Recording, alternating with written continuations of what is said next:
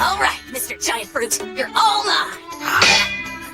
Ow, that hurt! Why is this thing so hard? Hey, Usopp! Yeah? Got some fruit for ya? One of my guilty pleasures is how much I enjoy My Hero Academia. Granted, I'm definitely not alone in that. To say that My Hero Academia as a whole has impacted a lot of people is definitely an understatement. This series has created one of the craziest butterfly effects for how it shaped the modern anime fanbase. For better, and definitely for worse, yes. But in regards to the historic rise to cultural dominance that My Hero has had, it's pretty easy to understand how it happened. Even ignoring the show's quality or general appeal, Studio Bones over the years has pumped this shit out at an insanely fast pace. My Hero gets a new season that's usually 26 episodes in length once every year since 2016. Consider that for a second. We'll be waiting 3 years for another 24 episode season of JJK. That was undoubtedly the biggest show ever when it aired. Imagine if MAPPA could pump out that shit yearly like Activision making a COD game. JJK would be insanely popular, but for some reason only My Hero could take advantage of that kind of schedule.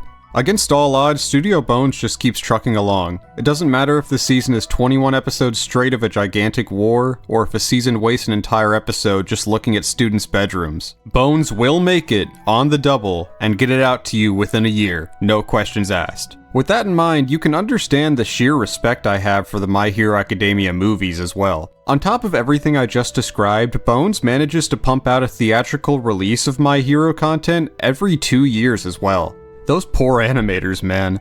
The craziest part is that these movies aren't run-of-the-mill either. These movies are single-handedly some of the most ambitious projects I've seen a studio tackle when you consider how busy Bones already is. Heck, I know it's not really this simple, but as far as my research claims, they didn't even outsource these movies to different studios or anything.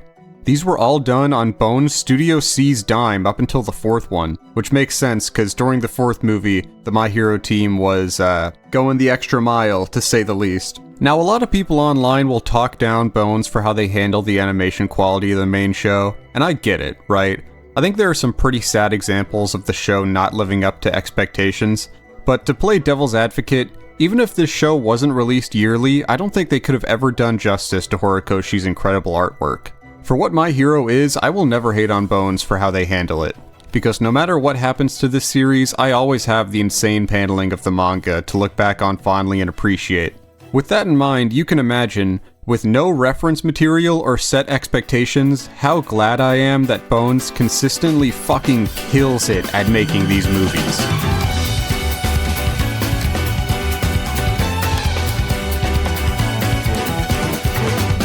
What I want to discuss today is how these movies are not only pretty solid in their own right, but how every one of them was released in such a smart way, made to encapsulate the environments that the show was in at the time of their release, and tell original canon stories, all while not breaking any of the lore Horikoshi was still in the process of writing. Usually, at least. My Hero Academia is about to end, and with it, we've gotten 4 movies over the course of its run to enjoy, with the most recent one being the final one that could possibly work side by side with the show. I want to break down my thoughts on all these films in a way where I can show their evolution, from beginning to end, and then talk about my hopes for future movie projects. Since I'll be bouncing between so much similar looking footage here, I'll be including whatever footage's episode count or movie title is in the top left corner so you can keep track of what events I'm referring to.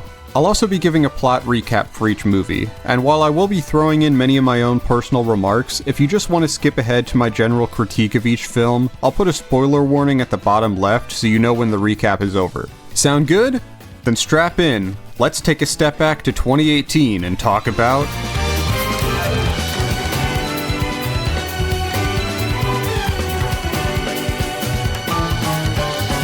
You are my taku. My only taku.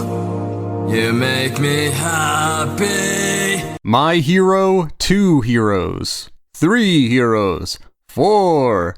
Brown bricks galore is the first of the My Hero movie lineage that came out back in August 2018 in Japan and September 2018 worldwide, back during the show's 3rd season. It's also, to my knowledge, the one that's the most canon, technically. The other movies are all implied canon or may have characters that are acknowledged in the show at later dates, but this movie is the only one that is directly referenced in the show without the audience having to infer anything. In episode 58 of My Hero, All Might not only invites Midoriya on the trip that kickstarts this movie's plot, but also advertises to the audience that they need to watch the movie itself if they want more context to what he's talking about. That's really funny. You know what would have been funnier? If this ad didn't play a month after the movie came out. Fuck you, I hate ads. If you didn't speak Japanese though, this movie didn't come out for a couple more months after this episode, so ironically it hit way harder with its unintended audience. As for the story, the events of this movie take place between Season 2 and Season 3 of the show, specifically after the final exams, but before the Forest training arc. Episode 58 was a prequel story that aired after the Forest arc, however, so if you're keen on watching the show in chronological order, you can get the full context for this movie if you finish episode 38, watch episode 59, and then after the movie, go watch episode 39. Don't worry, it gets way more confusing later on. Quick recap and spoiler warning. This movie follows Midoriya and All Might going to Eye Island for a Hero Expo, where the two of them get acquainted with All Might's original crime-fighting pal David Shield and his daughter Melissa. For any faults this movie has, I immediately really want to forgive them and trade for this premise. I love the focus this movie has on All Might's past. We get this really cool opening scene showing one of his first days as a hero, which is an era of My Hero that has always been sorely overlooked and is some of my favorite lore. Side note, did you know that in this scene the little girl All Might saves is Stars and Stripes as a kid? It's 100% a retcon, but it's still pretty neat, right? On Eye Island, Midoriya runs into a bunch of his classmates, along with, is that motherfucking Godzilla? Oh shit, baby, it's Godzilla, yeah, oh yeah. As the crew goes to the expo, it gets taken over by villains who want to steal a quirk boosting device that David Shield made, which is a type of MacGuffin you'll see a lot in these movies. Something to boost quirks? Yeah, it apparently happens pretty often in this world. When the villains kidnap David Shield and get up to the holding room, it's revealed that David actually paid for these people to fake being villains so that he could recover the device after the company stole it from him. He was desperate to get it back because he realized that All Might was losing his power. Without the context of One For All living on in Midoriya, he thought he could use the tech to bring All Might back to his prime and have the two of them relive their glory days together like they did many years ago. That's awesome! My favorite aspect of My Hero is always when they delve into the psyche of All Might, and how his legacy shapes the world around him. Having the catalyst for this movie be a plot like this is something that was right up my alley. Anyway, the fake villains turn out to be real villains who wanted the tech for themselves. They betray David and make their escape. Here's the payment I promised you. A very cool ending fight happens where Midoriya and All Might have to team up for the first and only time in the series. And the movie ends with David accepting the fact that All Might's legacy will live on through others, and they should be okay with letting go of their pasts. Until this video, I hadn't rewatched this movie in like 5 years, so how does it hold up? Well, in spite of how much I like the premise, I think this is objectively the My Hero movie that aims to do the least. It feels like Bones were writing off the idea of My Hero on the big screen and didn't feel the need to aim much higher than that. Don't get me wrong, that ending fight is iconic, and the animation overall is really consistent, but you don't get any interesting fights until the finale. Whereas the other movies sprinkle in much more visual flair over the course of their entire runtime, this movie basically just has fodder enemies up until the last 10 minutes. Like, they even make it a point that the student's plan is to literally get into as few fights as possible. What a good idea for a movie, right? I felt like I was just waiting to get to the end of this movie more than any of the others I'll soon discuss. In terms of the plot, although I like a lot about it, it's very slow. The spoiler section was incredibly short. Not much happens outside of the direct sequence of events I described. The main villain of this movie is a man named Wolfram, and for the life of me I could not remember his name until I started writing this script. He's arguably the worst movie villain, I'll get to that later. He's just way too generic and barely gets any screen time. You don't even get to see his quirk until the movie is like 2/3 over. And the students mostly fight his weird henchmen or robots until then. I don't know why they gave him so little presence. This movie also has a really weird obsession with feet. Don't ask me what's going on there. Melissa has her toes raw dogging the ground for most of the movie. They explain it away as her not wanting to run in heels, but none of the other girls take off their shoes, so I don't... take that as you will, I guess. To end off on some praise, I feel like this movie out of all four somehow knew what best to do with My Hero's insanely bloated cast. A lot of Class 1A isn't here. The writers used the exclusivity of the expo as an excuse to limit the cast down to a core group, which makes the few people who are here much easier to follow along with. My biggest complaint with some of the future movies is how bloated the runtime gets, making sure every classmate has their little moment to shine. And like, I like Class 1A, yeah, but I get enough of them in the show. When you're trying to condense a My Hero plot down to a 2-hour runtime, they really drag it down. Here, it's pretty well done. Nobody feels out of place. And with that, My Hero officially made its way onto the big screen. Overall, I do really like this movie, but it's incredibly ironic, like I said before, it's not very cinematic. Up until the last bit, it just felt like I was watching one of those anime recap movies like what Dandadan or JJK do, but that would not be the case forever with this series. What could we expect out of future attempts to make this format work? Well, that can be answered with a quick viewing of...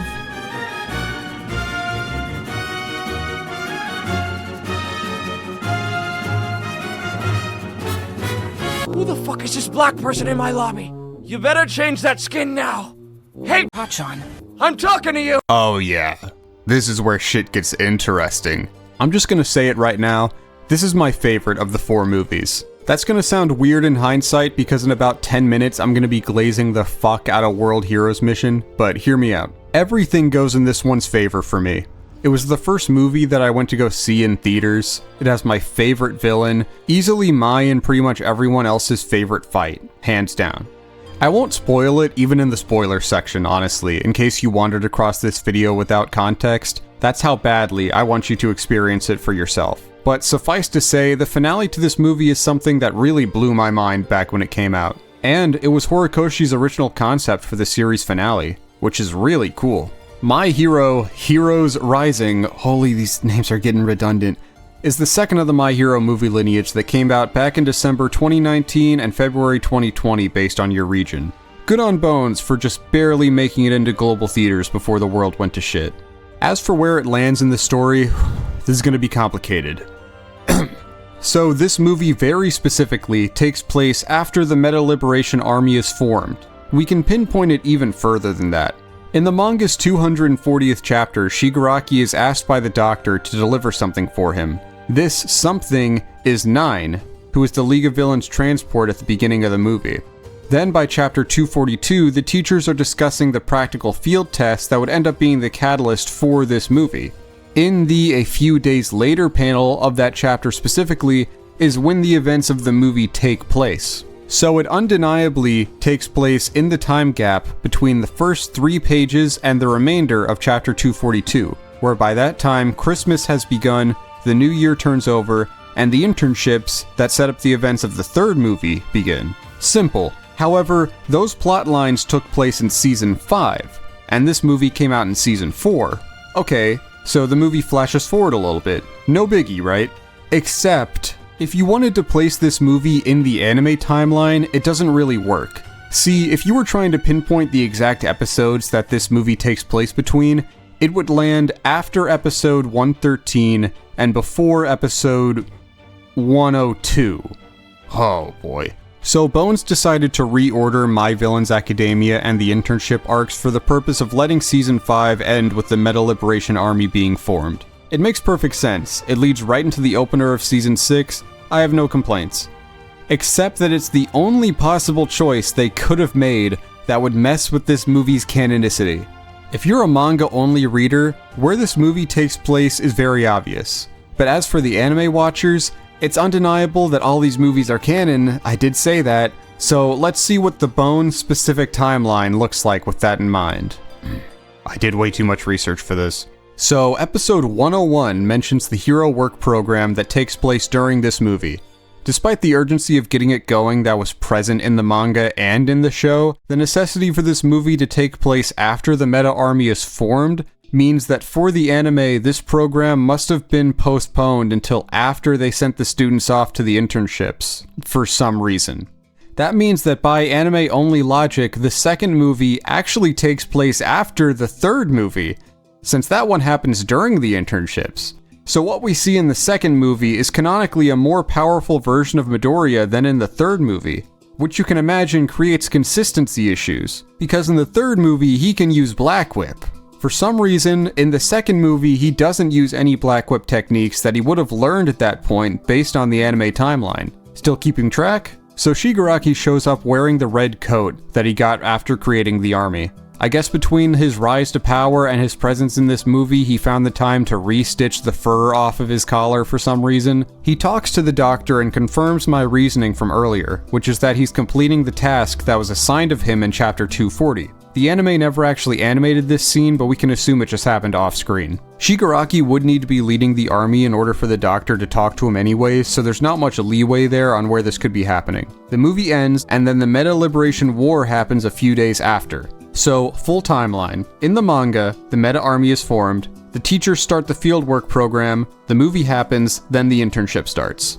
In the anime, the teachers start the fieldwork program, it gets postponed for the internships wherein the third movie takes place, then the Meta Army is formed, then the students go for their fieldwork. Midoriya coincidentally forgets he can use Black Whip even though he was proficient with it a few days ago, and then right after, the first war arc happens. Oof. Technically, there's no reason this couldn't have happened, but it's completely absurd to think that it did. This whole rant was mainly just for fun. I mean, the movie is meant to be canon. By the time it came out, in reference to the manga, it made perfect sense. Bones just messed up their canonicity with some weird directing decisions in Season 5. Okay, now that that's all done, what do I actually have to say about the movie itself? Why is it my favorite? Quick recap and spoilers again. This movie follows the class going to another island. It's different this time, I swear. Here they're engaging in pro-hero work, helping the islanders after their last pro-hero retired on them. As for the narrative here, there's even less to talk about than the first. See, the island matters very little to this plot. A lot of time is spent building it up, but really all it serves to do is be the reason why the students don't get any backup later on. This movie could take place anywhere in the world. The islanders could be anybody else, and it wouldn't really matter. The only thing that matters in this movie are the villains. The main baddie this time is 9. I'll save my praise for him a bit later. Basically, he's one of All For One's experiments, and the strain it places on him is leading to his death. So he needs to steal the quirk of this kid, which would allow him to heal himself through all the damage that he keeps accruing. The latter half of this movie is just one big set piece with all the students, wherein they try to protect these kids from 9 and his lackeys. Without being able to delve into what makes this ending spectacular, I'll just say that a big fight happens, and the movie ends in a pretty solid way that foreshadows major future plot points we'd eventually get to in the show. That's all I really have to say. I mean, that's it.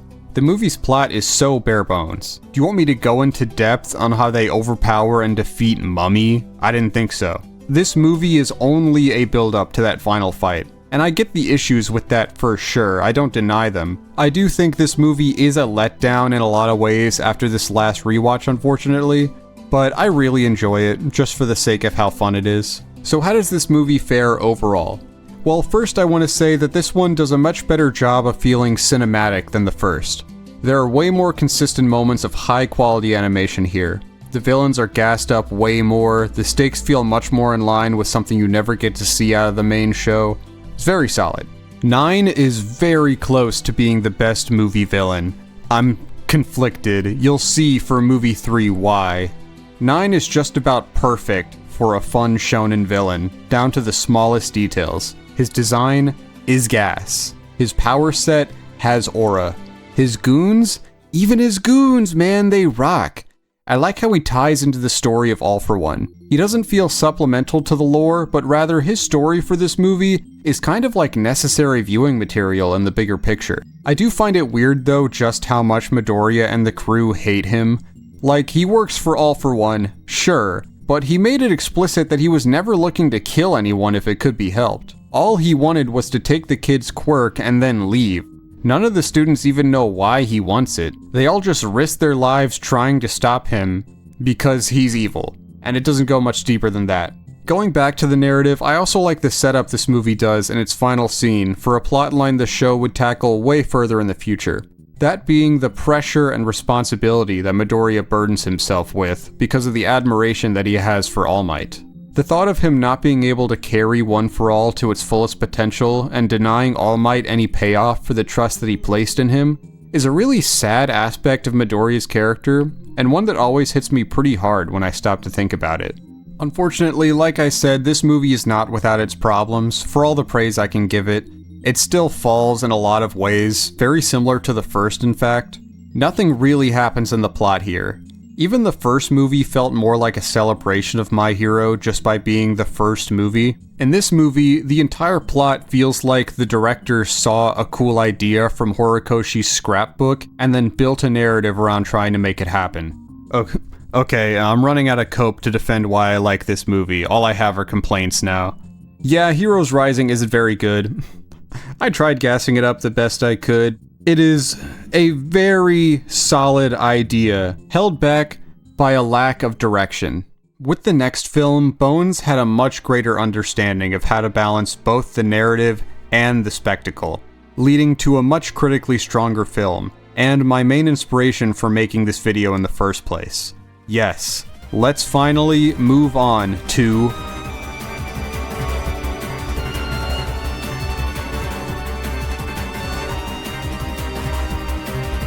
If you're on your period, put your phone up to your stomach for me. Dear period cramps, leave them alone! No! Detroit's back! Alright, here we go. The sequel, that's actually a prequel, the Squeakquel, Medieval, Evil Knievel. My Hero World Heroes Mission is the third movie in the My Hero movie lineage, which released August 2021 in Japan and October 2021 worldwide, right after the show's 5th season ended. Perfectly, it takes place after Season 5 but before Season 6, during Endeavor's internship, which we can piece together considering the main crew is working with him. But it takes place before the first war arc happens, wherein nothing afterwards would be able to accommodate this plot, obviously. It took them 3 tries, but this movie is the most well-timed one out of the bunch. The first movie released after the anime had already moved past its place in canon, the second movie released way too early in the show's canon, and fucked everything up because of it, but this movie was just right. You could go straight from finishing Season 5 to seeing this movie while it was still in theaters, and it would make perfect sense. Unless you're like me and trying to make sense of this, in which case you have to deal with a lot of crap. But if you're only going off of the show and manga's consistent story beats, yes, this movie does make perfect sense. Recap and spoiler warning like usual, this movie immediately starts out with the highest stakes yet, showing us an anti-quirk cult called Humorize, dead set on killing as many quirk users as they can in order to avoid the quirk doomsday theory, which is a premise that's carried over from the main show. They launch a devastating preemptive attack on a city that results in like tens of thousands of deaths. Holy shit, this is horrific. As you can guess by the title, this movie has a large focus on worldwide conflict, which leads us into the introduction of our obligatory sidekick for this movie, Rhodey Soul, a criminal who resides in a Spanish-inspired European country. Forgive me for taking my time here, but I genuinely love the plot of this movie and I want to talk in more detail about it. Midoriya and Rhodey get involved in a large conspiracy that gets them both put on the national news wanted for murder. They spend the movie on the run together while trying to find a way to get themselves acquitted. Along the way, their two different outlooks on life, Midoriya being a hero and Rhodey being a low-class thief who has to struggle for everything, clash in really comedic ways that end up making Rhodey easily the most enjoyable movie original sidekick so far. Eventually, Humorize launches their plan to detonate quirk-targeting bombs all over the world. However, that's not the most important part of this scene, because during all of this, we get reaction shots from every group of heroes in the world. And as it pans over, you can is that motherfucking Godzilla, baby? Oh shit, Godzilla again! I have no clue how I spotted him in here. Genuinely, them reusing this one background hero design from the first movie for a shot in the third makes no sense to me. How does Bones catalog and use their background hero designs anyways? It's weird. The leader of the Humorized group is revealed to be a man named Fleck Turn. Fleck abuses the leverage he has over Hero Society here. He wants these bombs to target and kill pro-heroes, so his plan would fail if the pro-heroes just ran away and left people to die. However, he and everyone else knows they won't do it out of their obligation to the job, so the world is just stuck watching the countdown to their own demise, hoping that the heroes can find all of the bombs in time, knowing the world is basically over if they don't. The main crew heads to confront Fleck Turn and disarm the bombs, where Midoriya is faced with his quirk, Reflect. Anything that attempts to touch Fleck gets repelled with equal force, which is obviously problematic for Midoriya, who can only punch and kick things. Here, Fleck explains his backstory. Since he was young, he believed his quirk doomed him to a life of suffering. At first, his explanation makes a lot of sense, and you feel bad for him. His parents couldn't touch him. He felt lonely growing up because he was forcibly isolated by his quirk that he couldn't control. But as his monologue goes on, you see his twisted mind. He changes from lamenting real issues to instead using his quirk as an excuse for his own poor decisions. He claims his quirk is the reason that he has no friends, that he never found love. He claims that he was a perfect person who was simply doomed to a life of suffering because of his ability. And you, the audience, start to piece together, oh shit, this guy is just crazy. He uses his quirk as an excuse for the shitty life he leads. That's entirely his own fault. And that hatred has grown so deep inside of him that he believes his logical destination as a person is to eliminate quirk users before the entire world suffers a fate similar to his own. I'll delve more into Fleck in the review section, but damn, that's solid. Some of the best writing out of this franchise to date. Rhodey fakes his desertion of Midoriya, claiming he took a deal with Humorize to let the other bombs go off and trade for his hometown and his family being spared. At the last second, however, he runs to disarm the bombs while Midoriya keeps Fleck occupied. The ending to this movie is the most shonen fan service thing ever, man.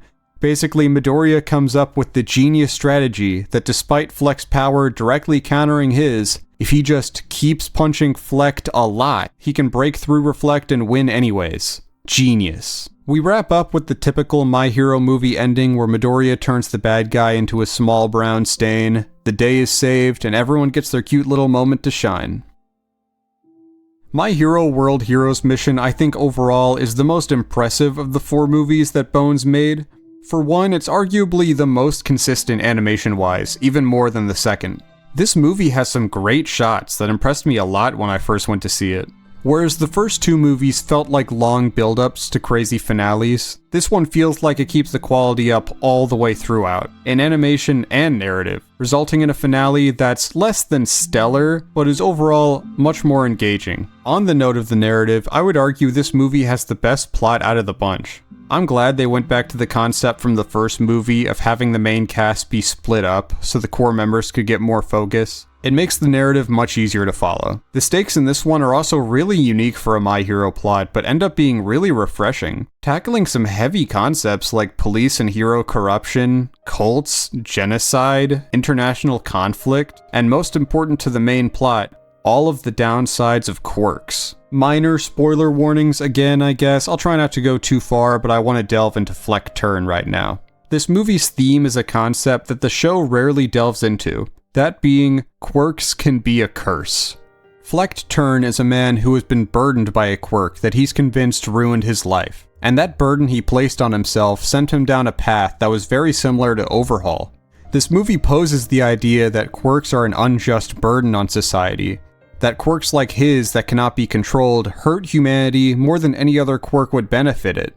Fleck Turn claims that the world's ignorance to this fact led him to the dark place he ended up in, believing that quirks are a sin, with the only way to salvation being that quirks be eliminated from the earth. He combined his hatred with the quirk doomsday theory to validate his position so that he could lead a terrorist group to eradicate all quirks. However, whereas Overhaul was more realistic and wanted a way to find a cure, Fleck just straight up wants to kill 80% of the planet. He thinks people who have been using their quirks to the fullest are undeserving of their status as people, and uses his status to convince many people that the only way they can atone is to use their quirks at his service. He argues the only way humanity can be saved is if the sinners be purged from the planet, and he be put in the position to lead a new age of people towards salvation.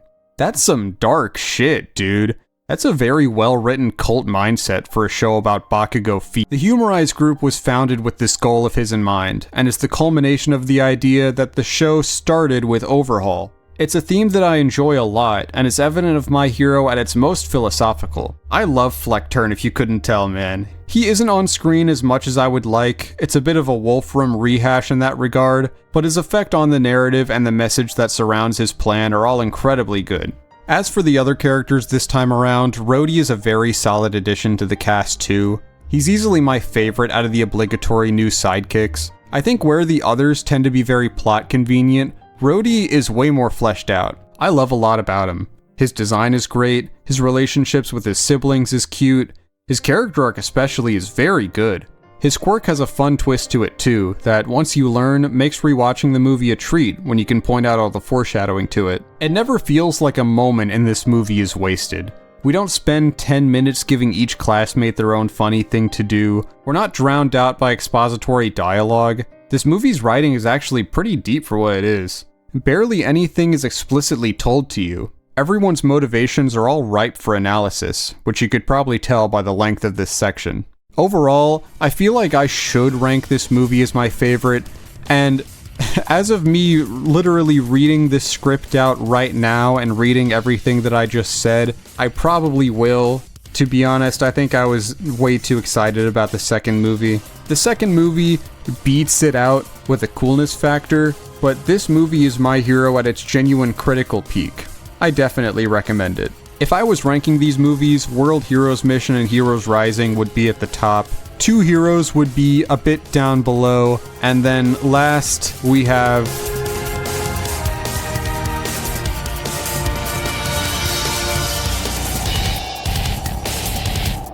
You know what? Father, we're done! We're not done! Daddy isn't done speaking! You will come back here! Daddy demands you to come back! And finally, we've reached the end of the movie timeline. My Hero, You're Next is the final of the movies out so far, and is the only one to not remind me that it's a movie about heroes in the subtitle. This movie released in the middle of My Hero's 7th season, in August of 2024 in Japan, and October 2024 everywhere else. Now, bear with me, I know where this movie fits in the timeline. It works, but it's kind of silly. See, this movie takes place after Dark Deku, but noticeably it has to take place before the Second War arc, obviously, because there's nothing left that can happen after that arc begins. To pinpoint it further though, this movie does not feature Oyama anywhere, implying it takes place after Oyama is sent to prison. That leaves us definitively only one spot, between episode 142, where Oyama is locked away, and 143, when the war starts, meaning that the sequence of events had to look like this. Midoriya was accepted back into UA in episode 137. He and all of his classmates found out that Oyama was the traitor and almost had them killed in episode 141. Then they locked Oyama away in a cell a billion feet underground in episode 142, and begin planning his involvement in tricking All For One, which would happen in 143. But then, sometime during that, they also spend time taking down groups of prisoners who escaped during the First War. They then run into Dark Might, the events of the movie happen, they defeat him, and then 2 days later the final war happens.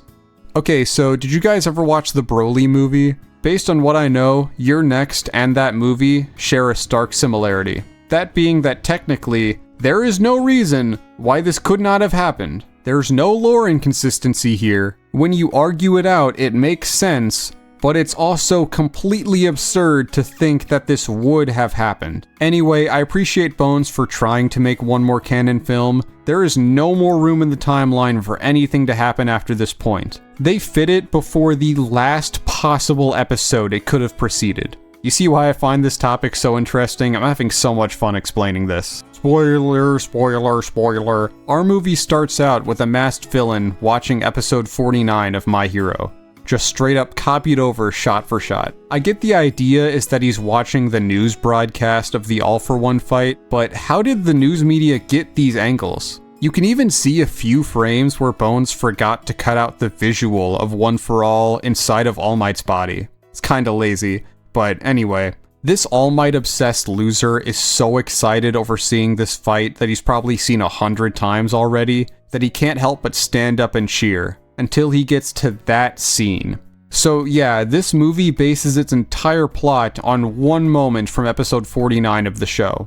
One line being the catalyst of every event that will soon happen. All Might pointing to the camera and saying, "Now it's your turn." I'll be honest, I like this. It's a unique twist on a very important moment. Bones ask themselves, hey, that ambiguous message All Might left for the world to see, what if someone took it the wrong way? Because, you know, it's ambiguous.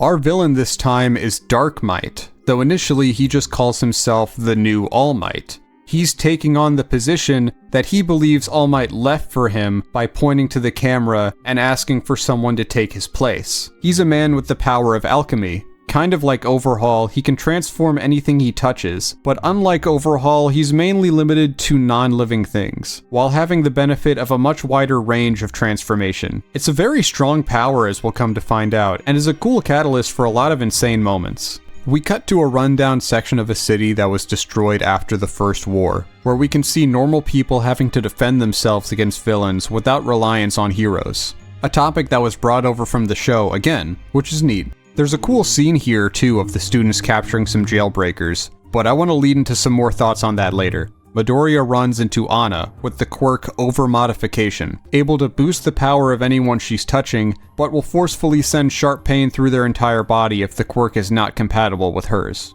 This motorcycle man shows up and for some reason wants to kill her over the actual villain that kidnapped her. Ooh, what a twist. Her previous kidnappers, Dark Might and his lackeys, show up to take her back. Dark Might shows off his new powers and proclaims to Japan that he has been chosen to take All Might's place as the symbol of peace. You fought using unnecessary violence, and in the process got a bunch of innocent people hurt! All Might would never act so carelessly! I really like Dark Might's character motivation here. It presents an interesting bystander's perspective on what makes All Might so great. See, we as the audience know All Might wants to make people smile. He wants to ward off crime and is heroic because of his sense of duty to carry the world on his shoulders. All Might is not concerned with power, he's concerned with strength. The strength to be a good hero. Dark Might, on the other hand, only respects All Might for his power. He thinks overwhelming power is all it takes to deserve respect and admiration. And why should he think any differently? He himself only respected All Might for the power he held. And the country is torn to shreds in his absence with their belief that nobody is powerful enough to take down Shigaraki without him. Dark Might in this part of the story, forgive me for how deep I go with this, is kind of taking the role of a dictator. Someone who comes in blaring motivational speeches of national pride, taking advantage of people at their most needy, and using the swayed populace to their advantage. Dark Might could have been a really cool villain, if he was done right. See, right after this, he uses his boosted quirk to create a floating island for himself in his honor, and then calls up UA to see if he can get All Might's blessing.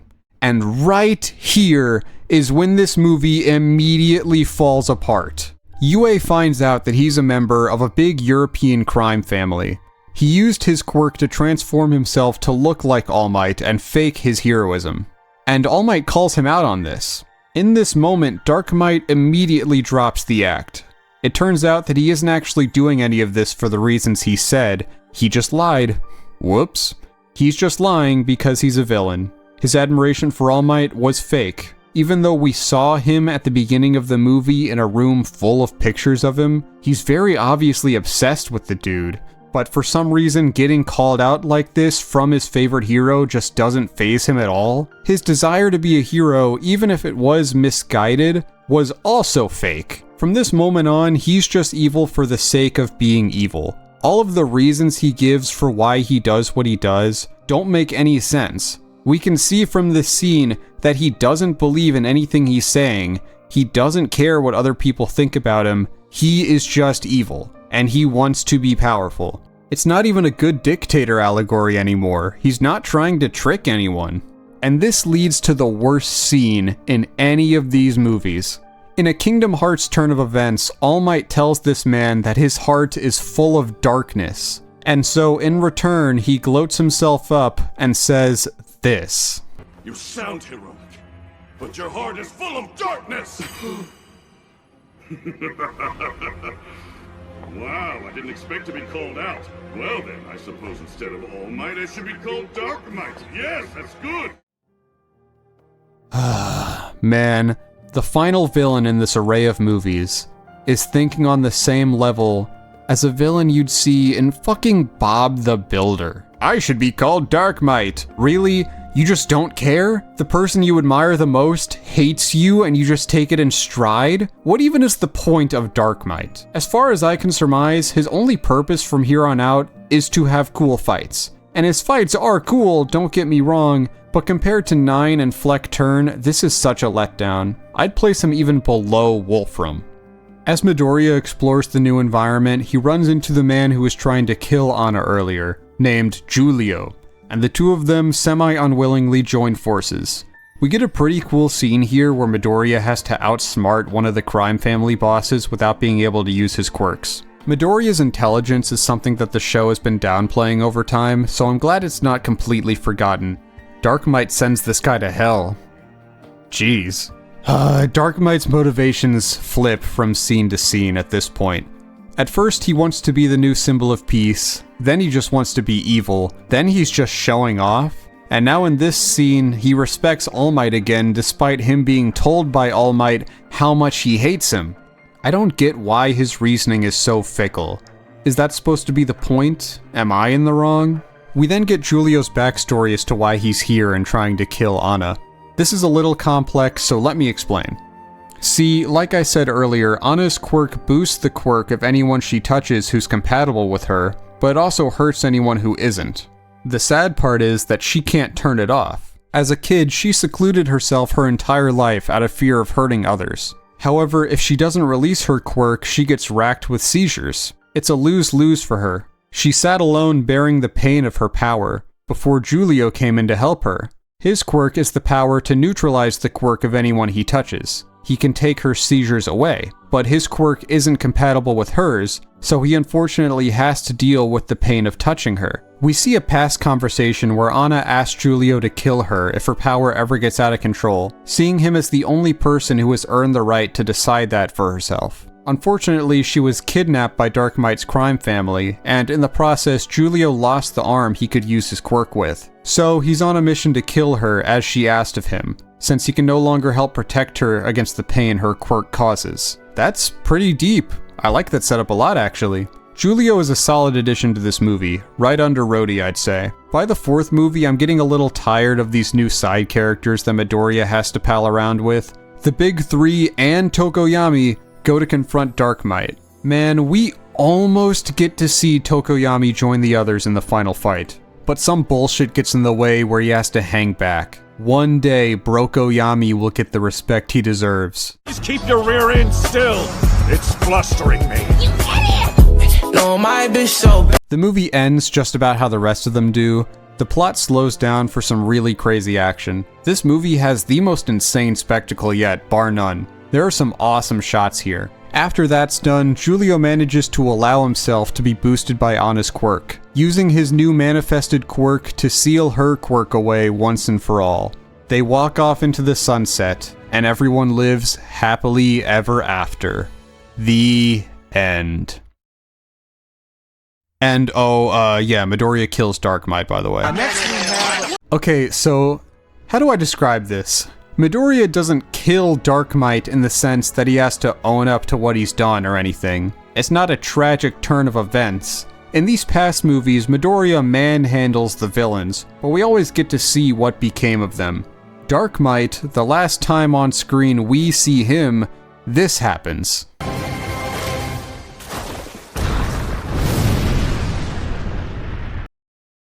This is him. Midoriya doesn't kick him into a wall. He doesn't kick him through a wall. He kicks through him. He pops. The force of that one kick destroyed the entire floating island. We just don't get a follow-up after this. Heck, all of his lackeys were still in there. They probably died too. I just can't imagine a way in which Dark Might didn't die to this. Especially because they don't show him getting arrested. The movie just ends after this moment. I guess planning to commit quirk genocide wasn't evil enough for Fleck Turn to deserve death in Midoriya's eyes, but disrespecting All Might warranted immediate justice. Very in character. Yeah, so this entire movie is one big Full Metal Alchemist reference. When this movie came out, Bones' original Full Metal Alchemist adaptation had just passed its 20th anniversary. So I can surmise that this movie was probably loaded with callbacks as a sort of celebration to one of their first and their most popular show.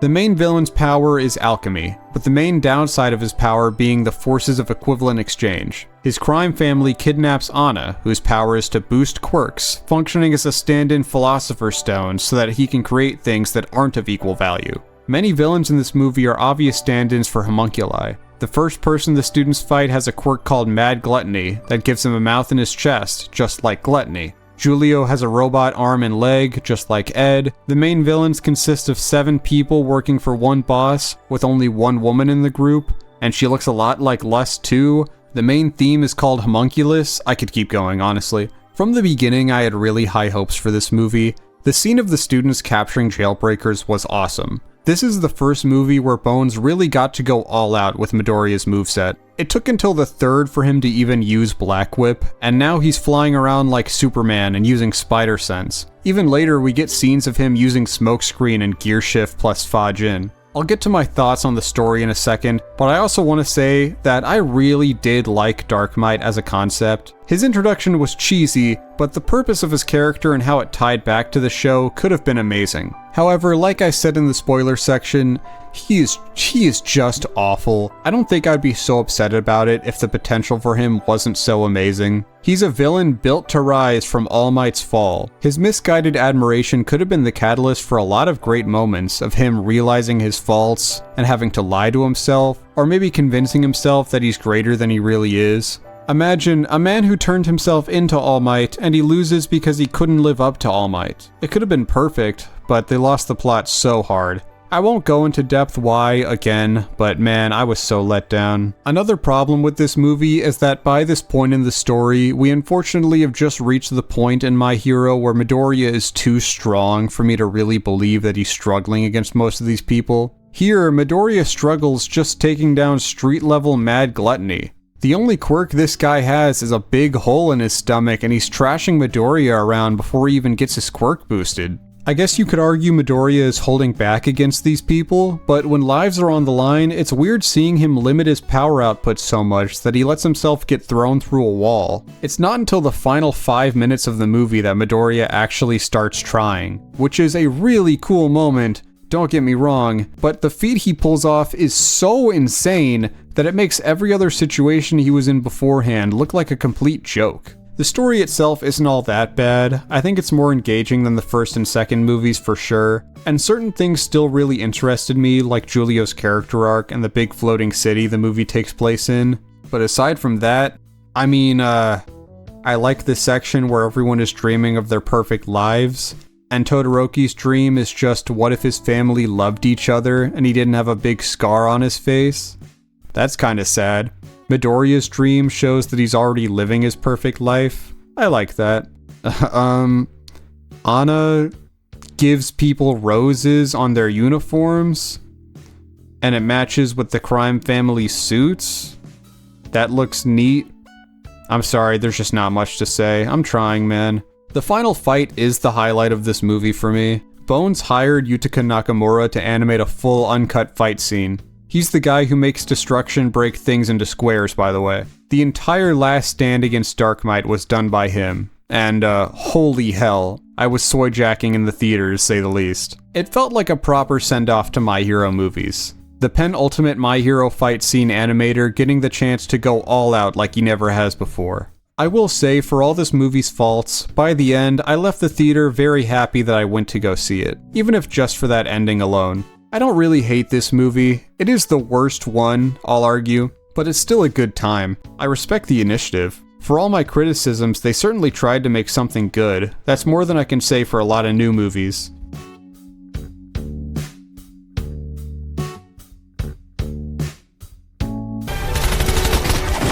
Now for a lesson. You may have heard these words before, but I'll teach you what they really mean. Go beyond! Plus!